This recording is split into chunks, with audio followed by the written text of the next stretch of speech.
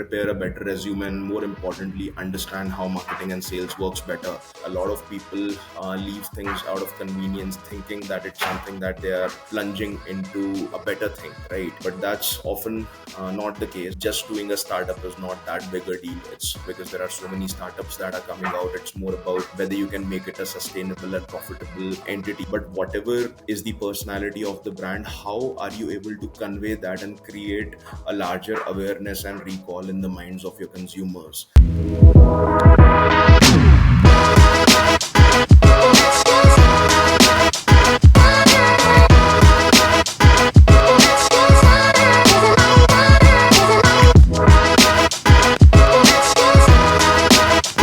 Hey there, welcome to Marketing Mavericks with Indiefolio. Today we have Ishan Bose with us, the Chief Marketing Officer at KreditBee. Ishan started off his career as an engineer and then turned into a marketer. We unpack this transition and his journey into becoming a CMO at a very young age and leading KreditBee to become the largest fintech platform for personal loans in India. Hey Ishan, thanks for your time and welcome to the podcast. Thank you, Kavan. Nice to be here, and I'm glad and I'm looking forward to this conversation. I'm so keen to get started. You have a certain background which I see a lot of marketing leaders follow, which is you did engineering and then you went up and build a career in marketing. So I want to kind of rewind back into maybe your school or college days.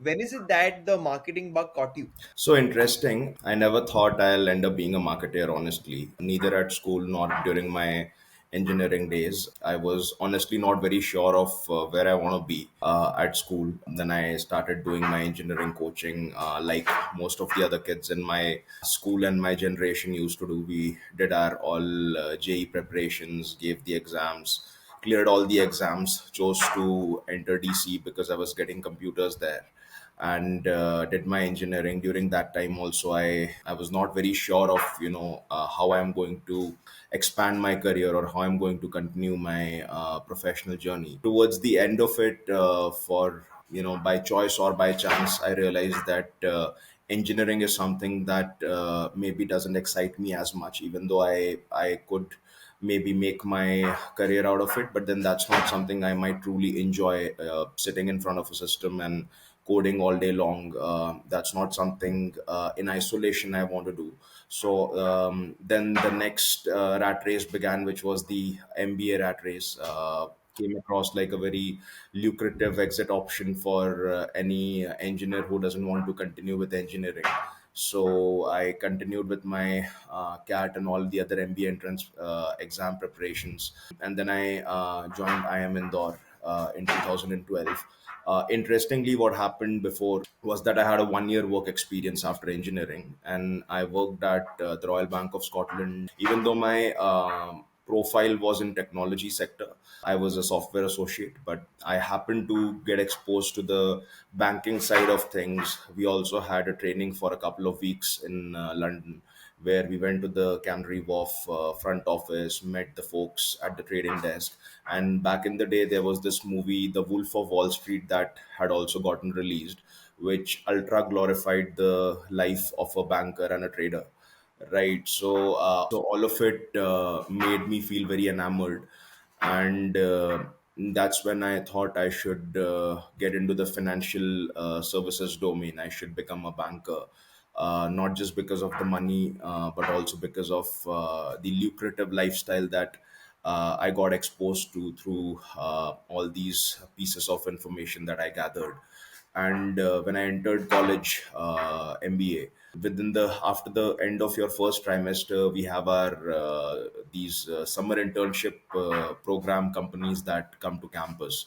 So even though your actual summer internship happens at the end of your first year, which is at the end of your 3 trimesters, your summer internship gets, I mean, the companies come to college and select you at the end of your first trimester itself. So during that time, I had only prepared a finance resume. I was so confident, for God knows what reason, or I was so excited by this idea of being an investment banker, that I didn't even create any other resume. Usually, students prepare a resume for general management, a resume for marketing, a resume for operations, a resume for finance. unless and until you are supremely sure that this is all you wanted to do. And I happened to be one of the folks who was very confident. And then on day zero, and also, okay, one more interesting thing is what happened during that time is that there was this double dip recession that had hit.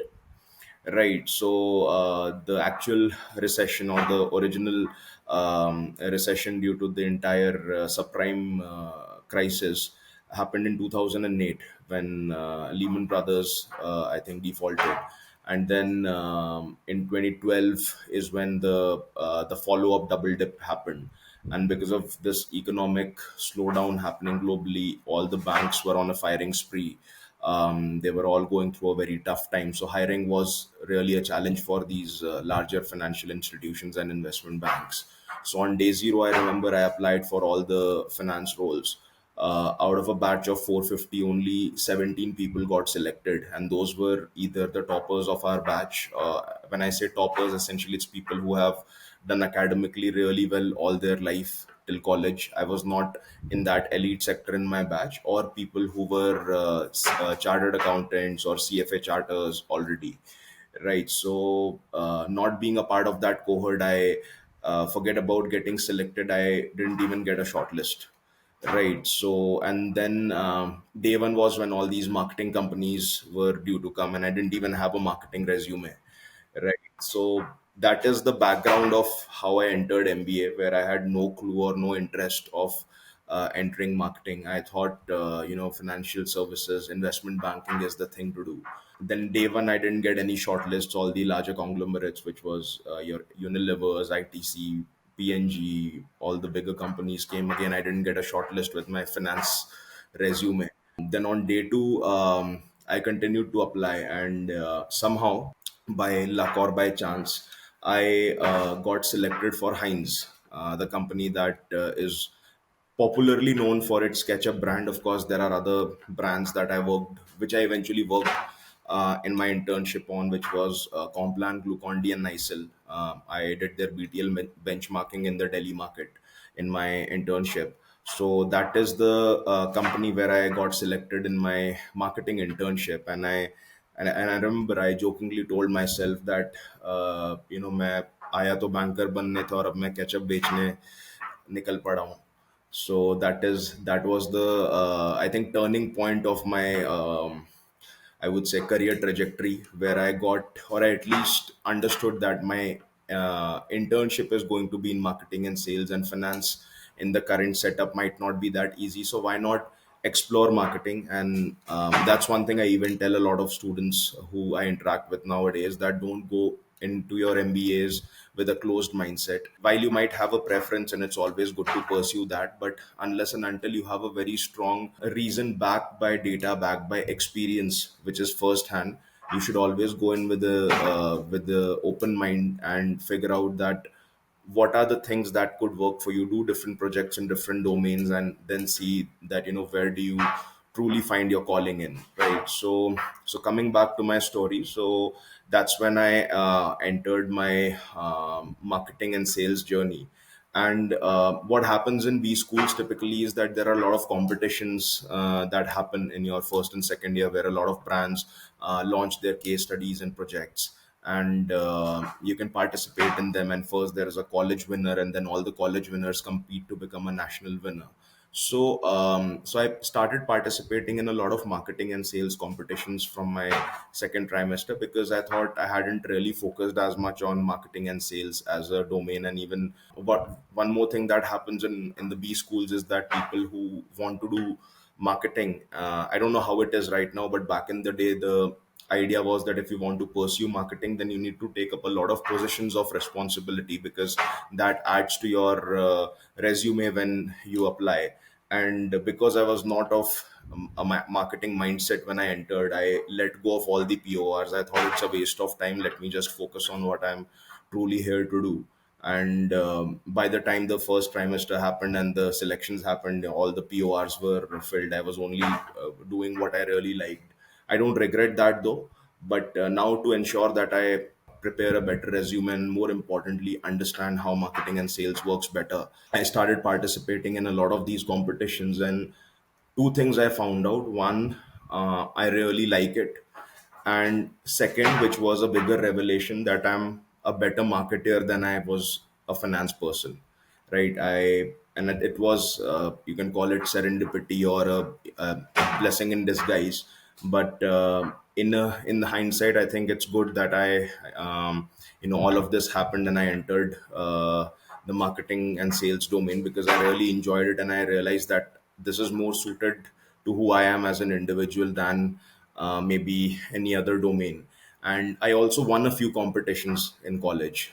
In fact, in my first year, I won three competitions in campus, which was decent because many second year students also participate in these competitions, and most of the times they are the ones who win. So being in first year and winning three competitions was a reasonable deal. And then when I even went to do my internship, I loved that. Was a sales internship, not a marketing internship. It was, I mean, I, of course, the project was marketing, but I was working very closely with people who were in sales. So I enjoyed the entire rigor, the entire concept of customer and consumer driven strategies, and and how typically marketing works. Whatever little exposure I got of marketing and sales, and that's when I made a call that okay, I think this is something that I must pursue. While my first job was in Cognizant, where I was a social media manager, it was more of a consultation, IT consultation job driven towards digital and social media, which in a way is in touch with marketing, but not a pure play marketing role. But then again, media is something that is one of the key elements or pillars of marketing. So I was happy to do that. And then I also did a couple of projects in digital media management. And then eventually I was working under a manager who happens to be the CEO of KreditBee in our previous company. And he was planning to start up in Fintech. While I didn't understand finance, or I was not as big a fan of finance, the fact that I was a little driven by the startup ecosystem, I took up this challenge and opportunity of being a part of a starting up group.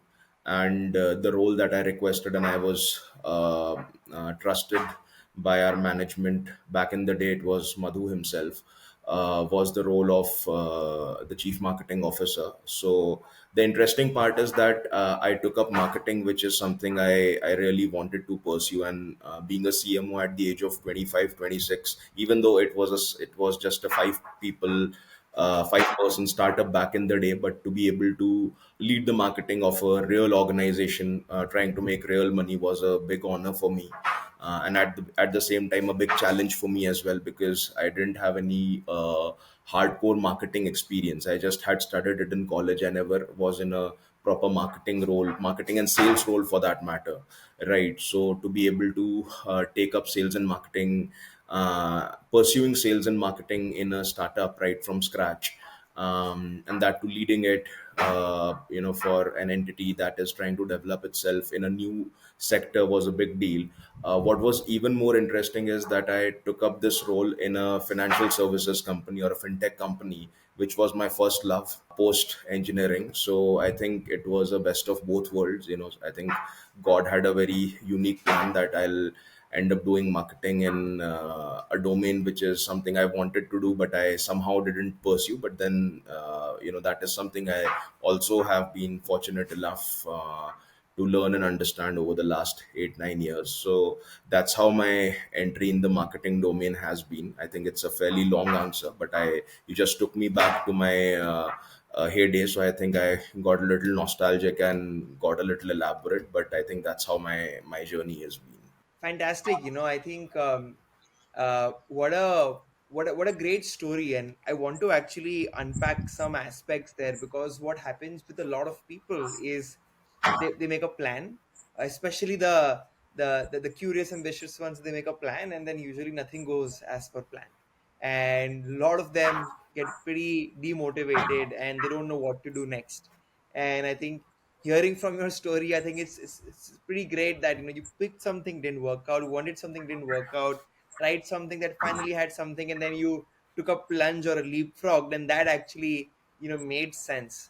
So there's so many people today who try and do engineering and aren't very happy with their decision, but are very afraid of doing that undo and restarting.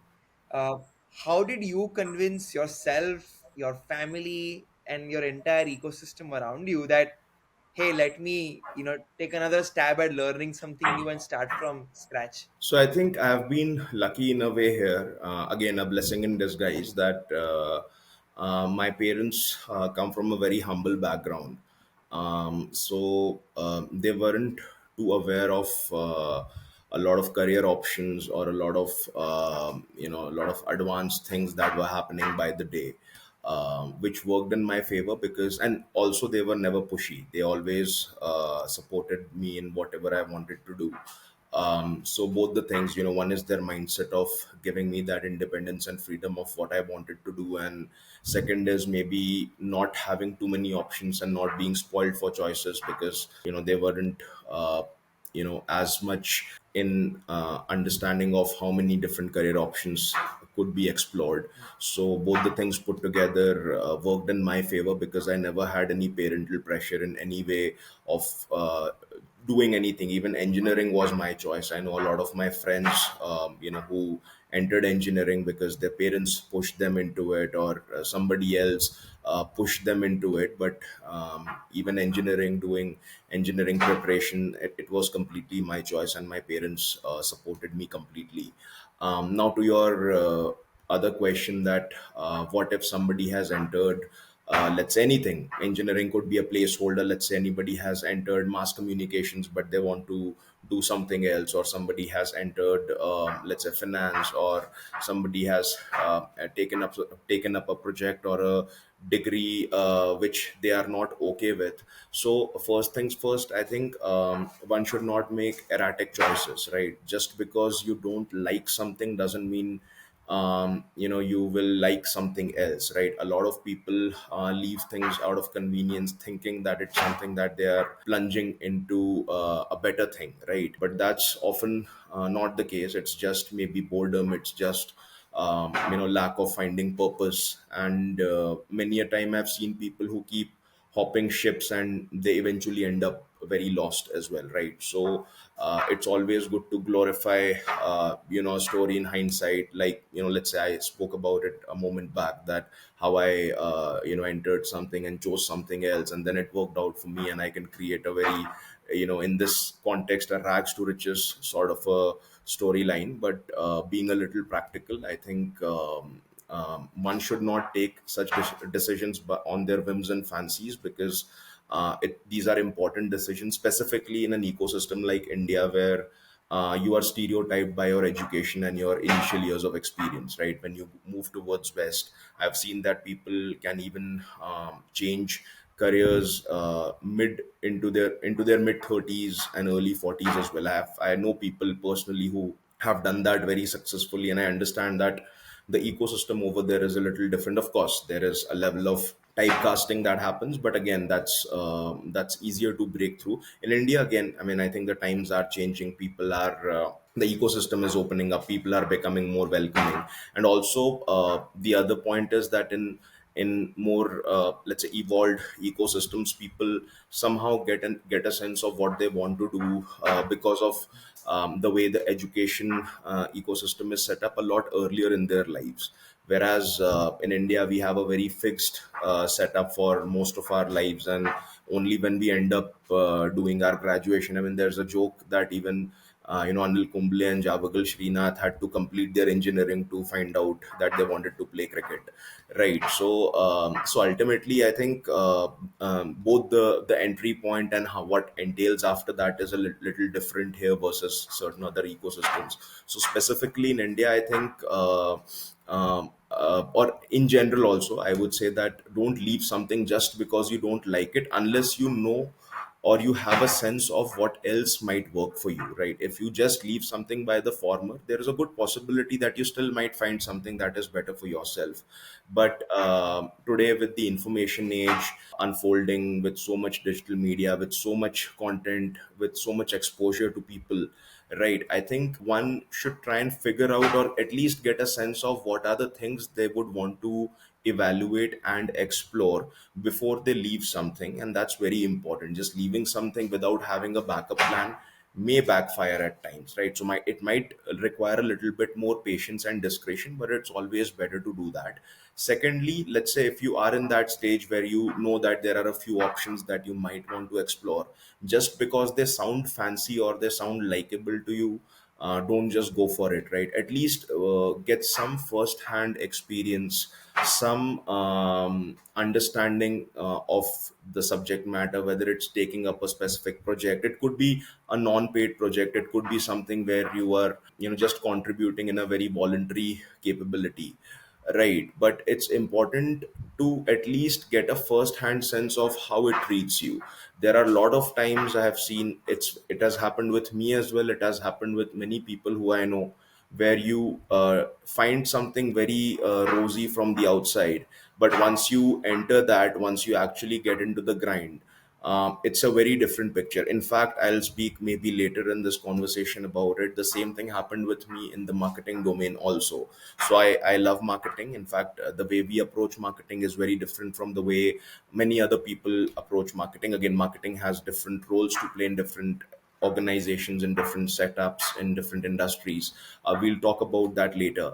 But one thing to know is that how a domain, how an area looks from outside might be very different from how it actually is. So, two things. First is, don't leave something without any idea of where you are headed next. While there are a lot of movies and a lot of pop culture that has talked about, leaving something just because you don't like it in the hope of figuring something out, and it may happen. There is no denying that it may not happen, but maybe a more or a safer thing to do is to have a backup plan. And if you have a backup plan and an idea, it is always good to test the waters. You cannot go deep without going full time into it, but if you at least have a basic first hand sense of how this looks like, and does it still excite you enough, or does it still pull you enough more than what you're doing, then I think it's worth the try. Because one must not typecast oneself in an option just because they have entered it. It's always good to keep yourself open minded, and in fact explore yourself and things that come with the evolving world over time. That's some solid advice, you know. I actually didn't finish college, and I get this question quite a bit that, "Oh, okay, you know, so I think that's a great way to, build your career." And I'm like, no, I had an office, I had a dozen clients, I had like six team members, and only once I reached that tipping point of not being able to manage is when I kind of decided not to, pursue what I was planning to do. So a lot of people just like jump ship, which is also really bad advice. And a lot of people just get stuck because they chose something 10 years ago and they don't feel it and they're scared. Even that's bad advice. So I think you showed, I think, the right balance there, Ishan. I want to now move into CreditBee. Um, Usually it is very hard for people, especially coming from top tier colleges like yourself, to join a young startup, because the other side is a very rosy picture, be it salaries or the kind of scale you'll work at. But today, as you know, or maybe in the next few years, the number of startup opportunities is going to increase, right? More and more people are starting their companies with AI. Starting companies becoming so easy also, or will become so easy. So what's your perspective there, right? Why should you join a young company versus an established firm? What was going in your mind which made you choose a startup over a pretty big MNC with a good salary? Right. So after MBA, I actually entered an MNC. I worked at Cognizant. I was employed with them for 2 years. One of those 2 years, I was working at Huawei on site. Huawei was a client of Cognizant. I believe it still is, but I'm just talking about my experience in the past. So I was posted at Huawei for a year. So both the companies where I worked 1 year each, they are MNCs. typical corporates, many people, established processes. My personal reason was, I would say, more heart than head back in the day.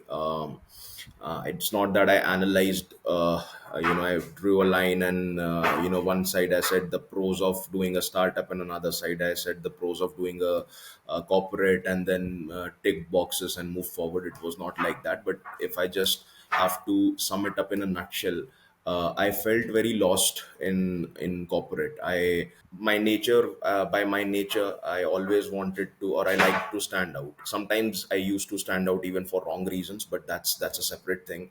But I always, and that was more of a self-centered view that I had. That, more than, I mean, of course, there are other things I wanted to do well, but one view which was very specific to myself was that I didn't like being a minion in the larger universe of things. And that's exactly how I felt in corporate, that whatever I do, even if I excel, even if I, put my 100% and make a really big contribution, my avenues are limited. I can't move mountains because my exposure to the larger scheme of things is fairly limited by the role that I have. So today, even if I can do 3x of what I am asked to do, even if I'm capable of doing a lot more, if I'm able to provide ideas that maybe way beyond my paycheck in the particular organization, it might not be honored, or it might not even be possible for the organization to honor that because of the set processes under which it functions. So that was from the value added side. And the second, like I said, that for my own good, I always liked more recognition, more autonomy, more independence in my way of working. And I realized that, this is not possible over here. So these are the two things that drove me insanely towards the startup ecosystem. Of course, back in the day, there was a lot of frenzy around startups, and I was a little bit driven by that too. But I would not recommend anybody taking their decision because of that. Today, anyways, I think things are a lot more settled and a lot more evolved. And like you said, now just doing a startup is not that big a deal. It's because there are so many startups that are coming out. It's more about whether you can make it a sustainable and profitable entity. That's what matters more, and that can only happen if you have a genuine value to provide at a cost that works for you, right? So that miscellaneous reason apart, I think these are the two things that drove me towards doing a startup. And I was very clear with it. I mean, because I knew that it's not possible over here. Honestly, I had no, like I said, I had not much of a clue about fintech, right? I didn't even know much about fintech. What I really knew was that I am willing to do whatever is asked of me.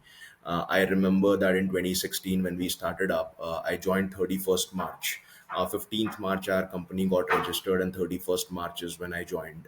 I didn't take one single leave for the next 9 months. I was working at office even on Diwali, not because I was asked to, but because that became the only thing that I cared about. I mean, my every day when I would wake up, I'll just freshen up, go to office. I won't return from office till the time I was sleepy. I'm not saying that I was always working. Yes, 75 to 80% of the time I was working at office. But even otherwise, that was the place where I like to stay. That was the place which I loved being at, right? And I just wanted to ensure that whatever I have inside me, I give to the startup. I mean, of course, I was 26, right, when we started up. So there was so much to learn, right? And the company also grew really quickly, which means I had my role also evolved fairly quickly. I'll maybe talk about it a little later in the conversation, but that was the only thing that mattered to me. That if there is anything I can do to make this a successful venture, I'm not going to hold myself back. So yeah, so I think that's my story. That for me, these two things about autonomy for myself and being able to add value where I really can drove me towards a startup versus a more structured setup like a corporate. Great point. I always look for people, especially in the earlier days, who like autonomy, because there is no SOP. And if you're somebody who thrives only when there is a set process, which also is something rare, to be very frank. Like, in fact, I have seen myself being very spontaneous in processes kind of annoy me. but that has its own downsides. Absolutely. And there are people who thrive with processes which has a lot of upside too. So to find the right role. So again, solid advice.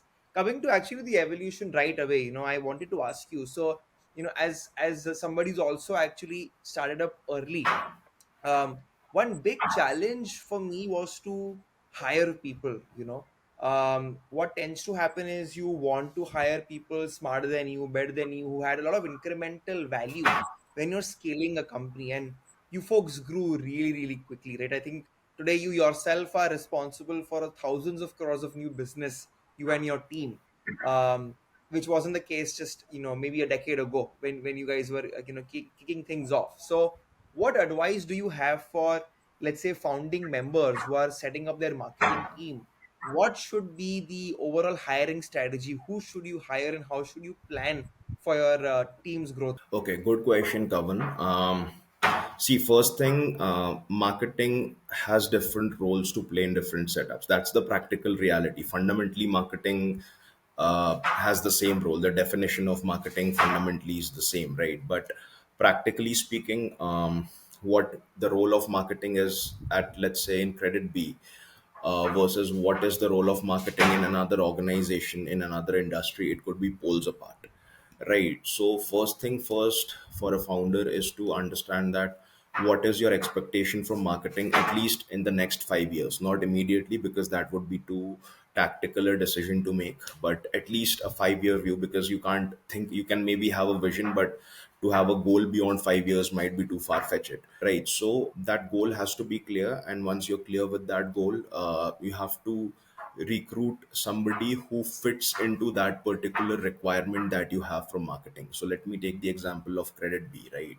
So most of my KRAs in the organization are aligned towards business, right? While of course we do branding, we do campaigns and all of that, that's mostly supporting the actual business of new user acquisition, right? So in fact, that's my major KPI within the organization, which is the business of new user acquisition. When I say new user, it's essentially a user who is taking their first loan on KreditBee platform. So that's my primary KPI within the organization. Of course, there are other supporting secondary, tertiary KPIs that I have, but this is the main evaluation factor for me and my teams, right? So now, this requires a very different DNA, right? That's It's a business role in a sense, right, where you are driving business. You have to be operationally on point. There is a lot of rigor that is required. It requires you to be very execution driven. Of course, strategy is the key, but execution is even more important. Once Specifically, once we start setting up processes, we start identifying ways of doing it, and then trying to innovate within those constraints, right? And trying to identify solutions that can drive your business. So it's a very business driven setup over here, right? And we are of course evolving in a way where we are now trying to explore brand more deeply. In fact, that's something that we have very actively started to work on very recently, versus another organization, let's say, which is largely brand driven. Let's say if it's a sports brand, right, or whether it's a lifestyle brand, right, where brand, again, over there marketing has a role to play in business, but their marketing or branding probably drives business, right? Whether it's it's a even for instance a luxury brand, right? So over there marketing has a huge role to play to drive business, right? So over there the KRA or a KPI of let's say a marketing head would be to develop a brand that resonates with the consumers or communicates to the consumers the way it wants to communicate itself. It could be a luxury brand or a mass brand, but whatever is the personality of the brand, how are you able to convey that and create a larger awareness and recall in the minds of your consumers, so that business comes out of it, right? So over there maybe business is the secondary KPI, and marketing, or the typical brand metrics, right? The NPS, the spontaneous top of mind awareness, recall. So those things might uh, be the primary KPIs, which maybe for us, back in the day were vanity metrics, right? What mattered mostly for us is that how many, whatever budgets that we have, how many new users or new loans we are able to drive out of it, right? Which is performance marketing driven, let's say, or business driven. Right. Coming back to your question, when we are hiring for our marketing teams, or like I'm putting myself in the or wearing the hat of a founder, let's say.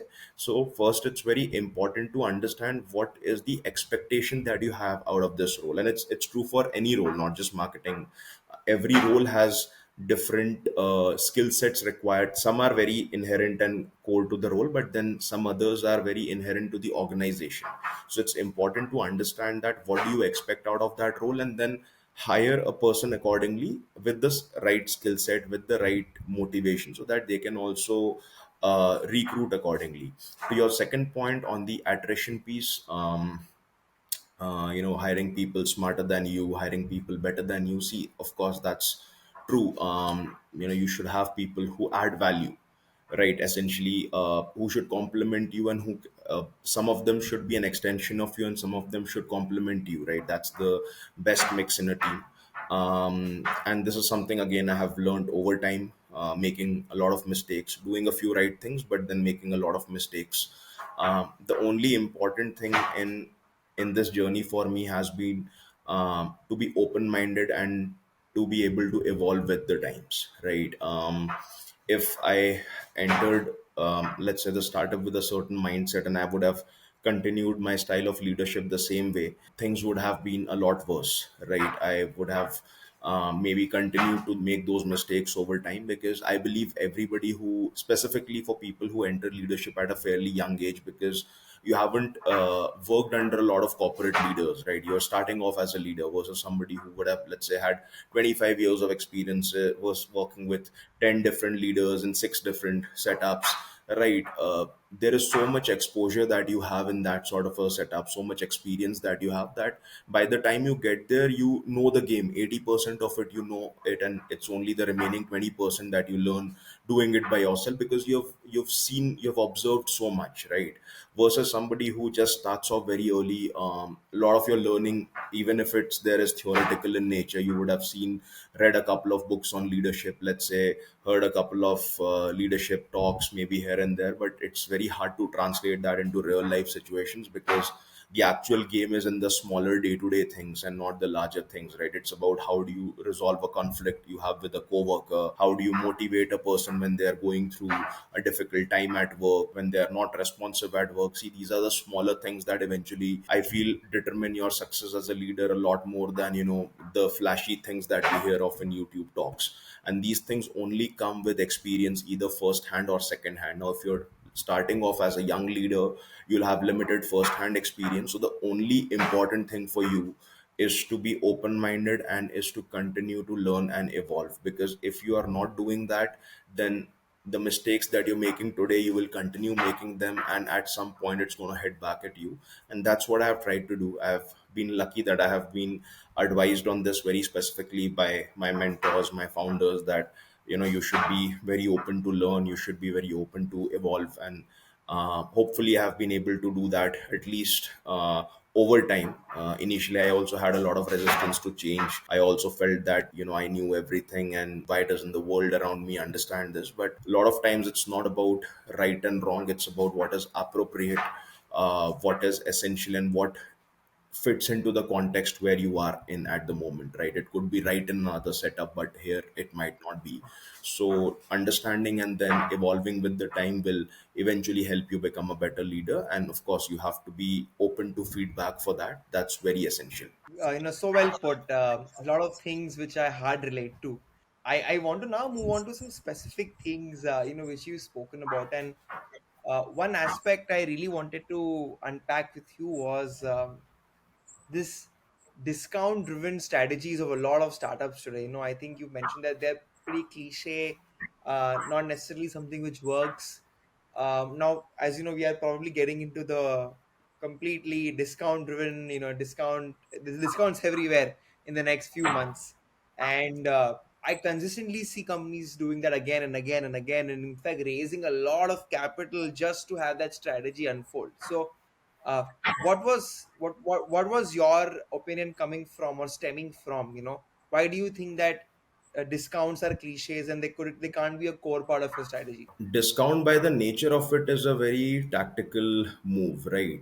I mean, if you have, if discounts is something that you inculcate as a part of your strategy, then it's not a discount, then it's a price point that you live by, right? So by the mere nature of it, I think discounts have to be used very tactically. I have nothing against discounts. We also run a lot of discounts, by the way.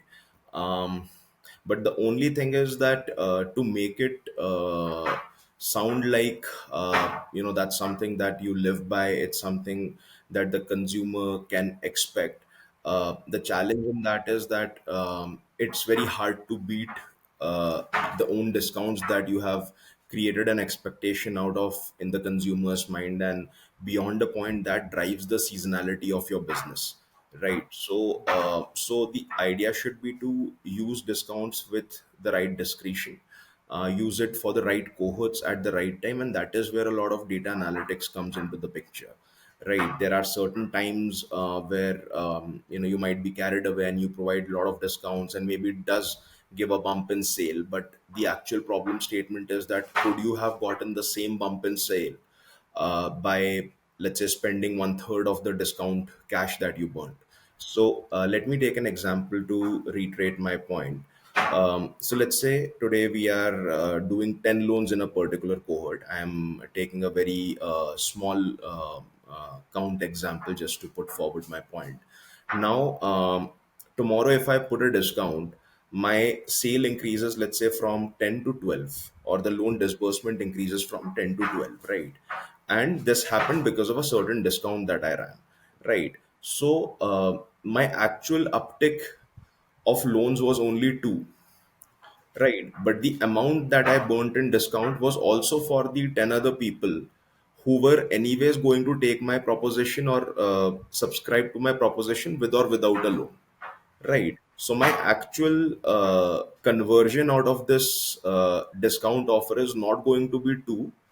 Sorry, not my actual conversion out of this discount proposition is not going to be 12, but it's going to be 2, because that is the incremental delta that I get out of this, right? So when I evaluate my discount or the discount offer that I ran and look at the CAC of it, I have to divide it by 2 and not by 12, right? Now, a Hmm. right discount strategy, which is utopian, would be to identify that which are these two additional consumers that you're going to gain, or which is the cohort from which you're going to acquire these two additional consumers, and run this offer only for those two consumers, while for the remaining 10 you don't run this discount offer because they are anyways going to subscribe to your proposition. So that's a very utopian, a very idealistic problem statement, which is very hard to crack. Honestly, nobody knows the answer, but at least that should be the problem statement that one should try to solve with discounting.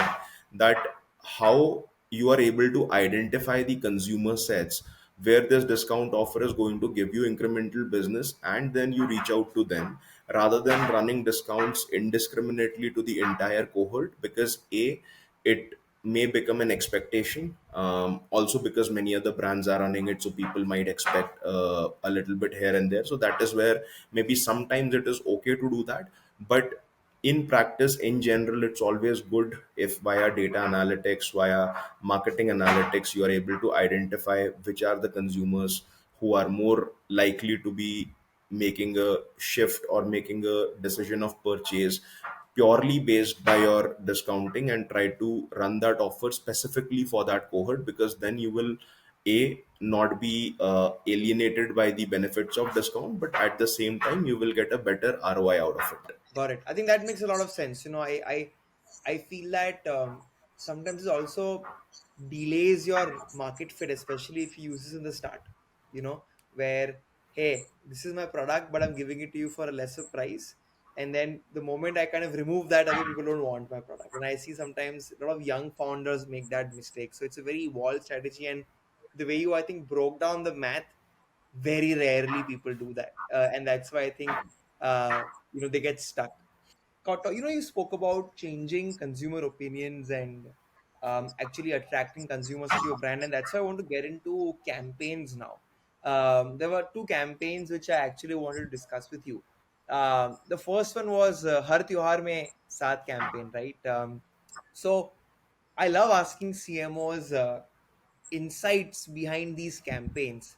I wanted to know from you, what was the core insight you actually built the entire campaign on for that particular ad? See, that was the first Diwali campaign that we did at a larger level. Of course, we had done a couple of campaigns before that, but this was a slightly larger campaign that we did for Diwali. And the essence of what we wanted to communicate was the fact that Diwali is something where people, it's an emotional thing, right? Festivals play a very emotional role for most of the Indians, and this is even more true for tier two, tier three cities, tier four towns, rural areas, because they don't have a lot of avenues of fun that metros have today. In metros, people can go out, pub around.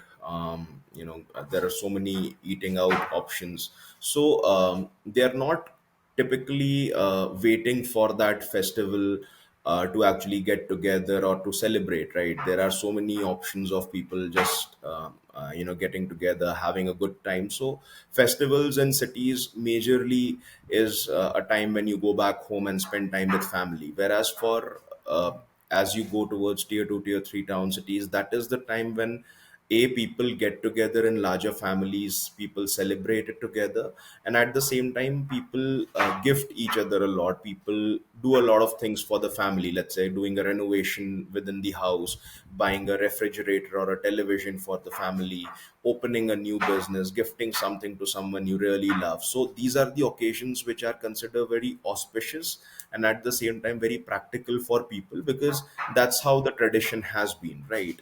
Now, so what comes in the way when an individual tries to do this is lack of money, for the lack of a better word, right? So today I might want to do something. Let's say I might want to buy a sari to my mother, or I want to initiate a new business because I think it's auspicious, and Diwali is correlated to goddess Lakshmi, who is favorable towards wealth and prosperity. Or I want to do a renovation because I feel this is the best time when I can do a renovation of my house. But a lot of times, even though I want to do it, I cannot because I don't have enough funds, right? And what we as CreditBee wanted to communicate through this campaign is that you can do all that you want during this festive season, because we understand the emotional aspect of it, right? There are people who take loans when they need it, in emergencies. But in this particular campaign we wanted to talk about loans that you take not just in the hour of need, which is, let's say, a life emergency or a cash emergency, but also to just fuel your emotions, which is what you live by, right? Because festivals in India are an emotional affair. So it was more driven towards a want based campaign where we wanted to communicate that you don't have to take a loan only when you are in a medical emergency and stuff like that, but even for something which is a little aspirational in nature, which is correlated to your emotions, there is nothing wrong in taking a loan, and Credit B stands there with you in helping you upgrade your and your loved one's life. So that was the primary communication that we wanted to make through this campaign. Brilliant. In such a situation, who do you rely on bringing these insights together? Is it something you do in house, or do you partner up with external vendors who help you kind of build this, or is it more like a co-creation? It's more like a co-creation. So there are different parts to this value chain of launching a brand campaign. First of all, the consumer insight or the consumer truth, which is what the colloquial term is very key, right? So what do you build your campaign upon, right? So it comes with a lot of interactions with the consumers, with people who deal with the consumer. So sometimes when you directly go and talk to a consumer, you might get a certain level of insight. Then we have our sales team and our consumer excellence teams that communicate with our consumers day in and day out, and their insights they build over time. It's not a one questionnaire or a one single interaction based insight. It's an experiential insight which is driven by a lot of conversation. So we talk a lot to them as well, and then we try to analyze it with what the data tells us, right? For some insights, data can give us a very good backup for some insights which are more of qualitative nature, we have to directly go and talk to consumer. This was a scenario where which was of a more qualitative nature. Of course, there could be some quantification that helps, but primarily both with qualitative and quantitative means, by interacting with consumers, doing the surveys, by interacting with teams and individuals that deal with consumers, we try and identify an insight which adds up, right, which is very evident and which is something even we can relate to if we put ourselves in the shoes of the consumer. And that is when the next part of the challenge comes, which is how do you translate this insight into a creative campaign idea or a concept, right? And then the final leg, which is the execution of it, for which we typically rely on production houses or houses that can help us shoot the right campaigns with the right people, and also do the post production edits, and actually launch it into a live campaign. And then of course the final bit is the media mix through which we propagate, right? So for the remainder of it, we do take good help of organizations and agencies that do this day in and day out. I think as an organization, we believe in a hybrid model of operations. The IP of any function or anything that we do as an organization has to be built in house, because that's what defines you as an organization, and you Right. can't outsource your IP, because then what do you stand for, right? But at the same time, there are executional items. There are very specific areas which we feel it's a more cost friendly to go with entities or agencies that can help us, because some of these requirements are not very consistent in our setup, right? If I have a certain requirement which where I need, let's say, a certain kind of support only 3 to 4 times in a year, then to have a team that is, let's say, not working or doesn't have much to work on 60-70% of the time, I mean, or making them work on something just for the sake of it, is not the right justice to them, forget the organization. So A, it's cost effective, and B, we also feel that people who are doing this through the year, round the calendar, with different entities, with different setups, would are likely to have a more vivid perspective and better inputs and better execution prowess. So that's how we typically go about it. Yes, there are things that we do in house also from time to time, because we believe in building capabilities as much, but we are very open to work with agencies and setups, and most of the times that's what we do. Fantastic. I'm going to actually touch upon the agency bit in some time. But I wanted to ask you about the other campaign, which you I believe ran during the World Cup, if I'm not wrong. So loved it. Very crisp ads, little bit layered in terms of thinking. It was not very direct. I personally love that because I think sometimes those campaigns are too literal, and it kind of takes away the whole creativity aspect, the thinking aspect. What I wanted to check with you is something I've personally struggled with, right, which is defining a brand's personality, right?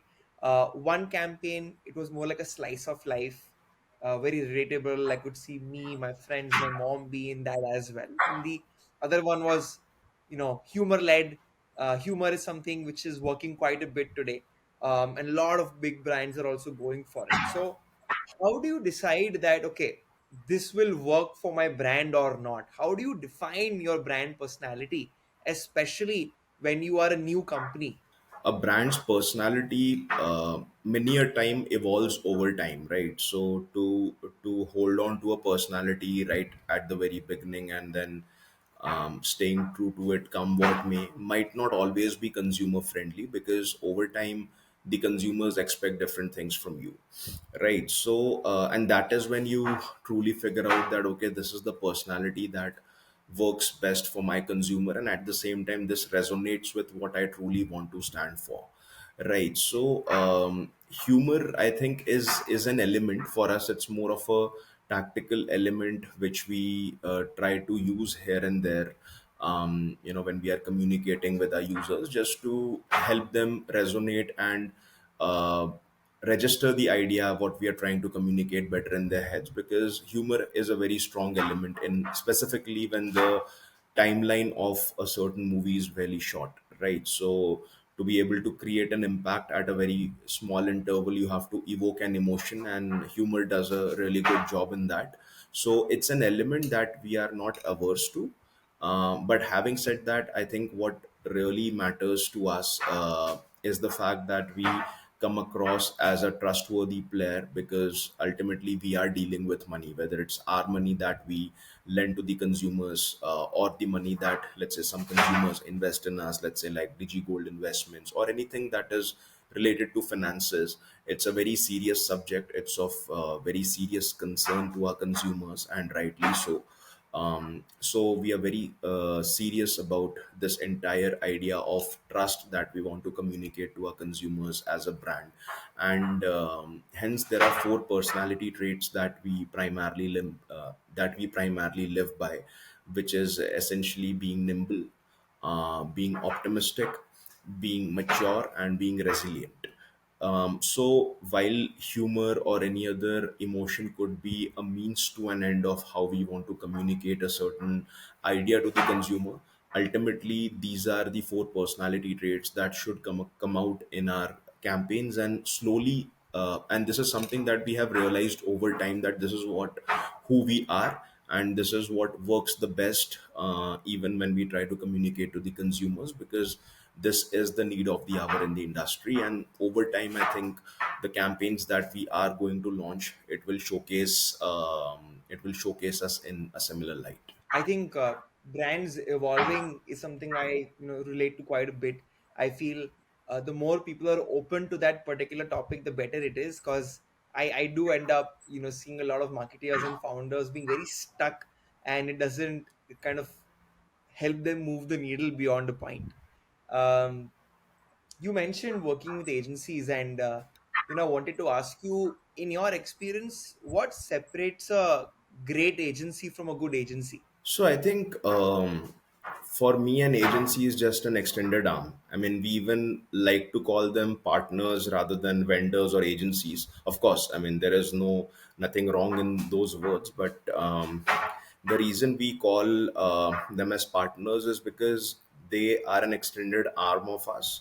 They are helping us, in one way or the other, do what we want to do. Either we don't have a capability of doing it at that given point in time, or they have a better capability of doing that particular thing that what we are trying to do. So for me, an agency that really works as your extended arm is a great agency, versus an agency that works a little detached from you, in a more transactional way, might not be as great.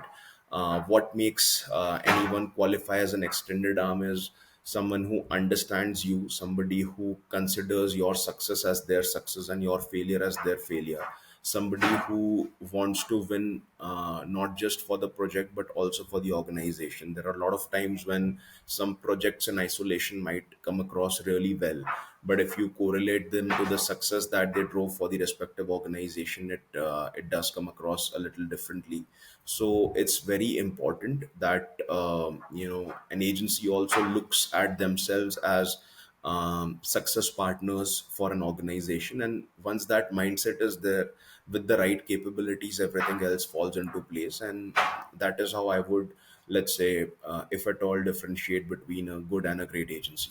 So we are also a network of founders of creative studios, boutique agencies, and independent consultants.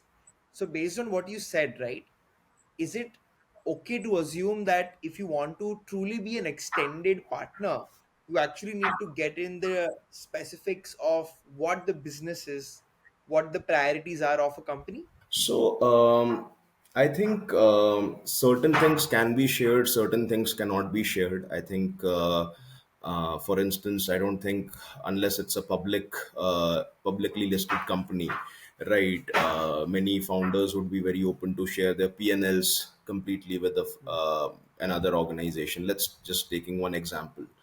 So yes, I think there are certain things that you must be privy to, because that will help you understand the organization who you are working with in a better way. So, and unless that happens, it's not right to expect anyone to be able to add value, because there is some context that is needed to build upon, right? So that's very important.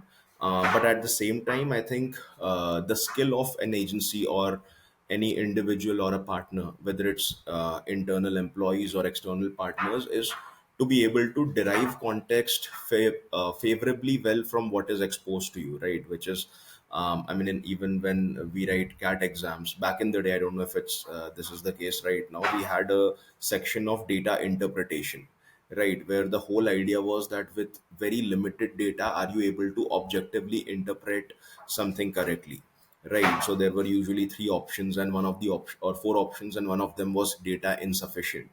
Right. So if the data is insufficient, then you can't do much about it. But many a time, even when the data is right out there in the face of an individual or an organization, they are not able to, let's say, derive actionable insights out of it, and then the onus is on them to not be able to act upon what is exposed to them, rather than always asking for more. So I think it's a bit of both, right? One is you cannot completely conceal things from anyone, an individual or a partner, and then expect them to deliver um, to the expectations that you have. But at the same time, it's also important for the agency and the individual that is working to try and understand whatever information they are exposed to, what is it that it's trying to tell, and then act accordingly. Fantastic. I feel that it's really understanding the right balance, and I keep on telling a lot of the founders I speak with that good agencies and great agencies are actually the ones who are able to come to the right conclusions without having much data. Like that actually tells that you actually have a good intuition and you have enough experience to know, what may work. Um, I want to now, just jump into the last question now. I think we've already crossed time and you've been very gracious with your time with me today. Um, you've been awarded quite a few times. I think if somebody goes to your LinkedIn, there's a huge list of, awards and recognitions you've gotten, especially, Mint's Youth Marketer of the Year or CMO Asia's Young Marketer of the Year. To end the podcast, I want to ask you a question. What advice would you give to people who, let's say, are in their early 20s, they maybe just graduated and they want to make a mark in their career, they want to become a CMO one day?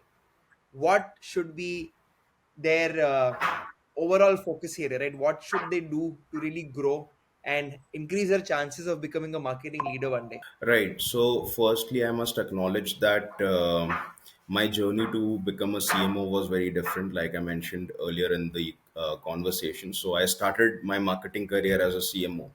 Right. So, in a way, I was very lucky that I didn't have to go through the ranks and get to a certain designation. I rather started with the designation, and my journey started top down, where after becoming a CMO, I had to learn many things about marketing in the first place. That with that disclaimer in place, first things first, that there are different paths to it, right? One way to become a CMO is that you join an early stage startup, and if you really are a marketing enthusiast who has some experience or understanding, or even an inclination towards marketing, you take up that role, and then you try to go deeper and solve problems. So that is one way to do it. The second way is the more traditional way, where you grow through the ranks and learn different aspects, and then move and get to a certain position. So the requirements are very different in both the journeys. So I'll talk about them one by one. If you go with the former, which has been my own experience, right, then the very important part is that you have to be very resilient, because when you start at a very young age, and you start as a leader, right, without having a first hand experience of many let's say avenues of marketing, or you don't have a first hand experience of doing many things by yourself. So you will face a lot of hurdles in finding out the right things, right? Because without someone who's mentoring you all through your journey, you have to learn things by yourself, and fairly fast, because the mistakes that you make will have larger implications over here. The same mistake at the same age you make in a project which is, let's say, 100th of an organization, the implications would be less than a percent. But a mistake that you make over here might be a make or break for the organization. So you have to be very, very, I would say, you have to put a lot of efforts in learning things fairly quickly.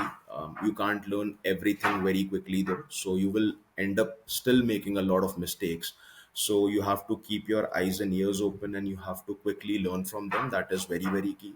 Secondly, you have to be resilient. Like I said, you have to, because you'll face a lot of brickbats when you, and that's the practical truth, when you make mistakes at an org level, right? Because you're dealing with the management, you're dealing with investors, and everyone's money is on the stake, right? Everyone's efforts are on the stake. So if you make incorrect decisions, you're failing your team, right? So you will definitely have to face a lot of brickbats, and it can get really um, overbearing at times. But then you have to be very, very positive towards it. If you get bogged down, or you get emotional, or you get hurt, it's not going to help you, right? It's a necessary evil of choosing this path, right? Either you go through a 20-year learning journey and then get there, or if you are privileged enough in a way to be conferred this designation and this role by an organization, then you have to live up to the pressure of it. And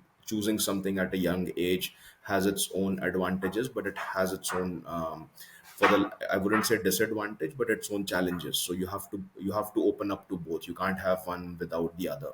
um, Third thing is, you have to let your ego on the side, right? Why I'm saying this is because when you make a lot of mistakes, one way to do it is to learn everything yourself, which is great, but it isn't a short term idea or a great idea that works in short run, right? Because you're trying to scale really quickly, right? So it's important that you work with people who are smarter than you, or even if they're not smarter than you, they have more experience in what they're doing than you. Let's say somebody has worked on something for 10 years, right? You are just exploring something for 3 to 6 months. Maybe you are smarter than them, but they have more experience and know-how of what you are trying to do, right? And you can't beat that with a couple of months of studies, or just figuring things out, right? So now when you work with people who are either smarter than you or have more experience than you, a lot of times your ego can come to the fore, that why should I listen to other people, when I am holding this designation. But that shouldn't be the case, right? Ultimately, it's teamwork, and a team that takes the right decisions, does the right things in the right way, is the only team that wins, right? So in fact, it's always good to empower them. And one thing that I often speak to my team, I have learned these things over time, and I truly believe in it, is that as much as the resources report to a leader reports back to the resources. It's a helix of sorts, right? Where every cell is connected to other cells, right? So, and that's true, because, when you are empowering, and when you are helping someone do something in a certain way, then you are the one who is answerable to them with respect to the right kind of support and motivation that you give them. And if you're able to find that right mix, then you will be able to scale fairly quickly. So while the designation holding over here is top down, your learning has to be bottom up. And that can only happen when you learn with the right people in your team, and you have to give them the right respect. So that is when you start as a CMO, and then you learn, and then you try to do justice to what you're trying to do. The second scenario, which is the more traditional scenario, is you start as a marketer, a marketing manager, and then you grow. Now here it's very important that you try to get a flavor of different aspects of marketing over time, right? And I think it's true for any setup, right? When you start your career, you're only exposed, let's say, to one part of marketing. You might be a performance marketing associate, or you could be in market research, or you could be a brand researcher, or a brand marketing associate, or you could be in marketing analytics. There are so many things that, and marketing is only expanding with time. So you might start with one aspect, but you should try to understand different aspects. um, how it would help is that eventually when you take up the role of a marketing head, you will not be alienated from a lot of aspects of marketing, right? If you only continue to do market research, let's say, throughout your career, and one fine day you become a CMO, there's nothing wrong with it. But again, then even after, let's say, 15 or 12 or 20 years of experience, your journey is no better than somebody who took up a marketing head role at a young age, because even at that age you have to learn other aspects from people who you're working with, who are reporting to you. Nothing wrong about it, but the only thing is that if you have time on your hands, why don't make most of it, right? So that's the first thing. Second thing, when you are doing different things in marketing, the idea is to break it down to fundamentals and try to understand that how does it actually impact the larger goal that a marketing head or the organization is trying to fulfill. Whether you are, again, same thing, whether it's performance, whether it's brand, whether it's analytics, partnerships, whatever role that you're doing in marketing, don't just limit your thought process to the KPI that you're trying to fulfill. Try to break it down and understand everything that you do. Think like a marketing head, that why does the marketing head want you to do what you're doing, even if it's the most ground level stuff. So how that would help is that your thought process will develop over time, because whatever you are doing, you would know that how it impacts the marketing function, how it impacts the org. And when you eventually get there, you will have the best of both worlds. You will, on one side, you would be able to think like a marketing head, because you've been thinking like that all along, even when you're doing something which is very operational and tactical and siloed in the larger scheme of things. And B, because you have grown ground up, you know the ground reality a lot better than maybe somebody who would have just taken up that role at without going through that rigor. So you will be able to come up with more practical solutions as much as innovative. So that this is what I believe, that if anybody wants to take up the role of a CMO or any CXO for that matter, there are two ways to do it. You grow bottom up or you grow top down. Growth is the word everywhere, but the approach and the journey is the only thing that's different. Superb, brilliantly put, and I think a great answer to conclude the entire conversation. Thank you, Ishan. You've been great. I think a lot of fantastic advice for a lot of young marketers, and I guess also a lot of founders who want to build an intuition for a lot of marketing calls.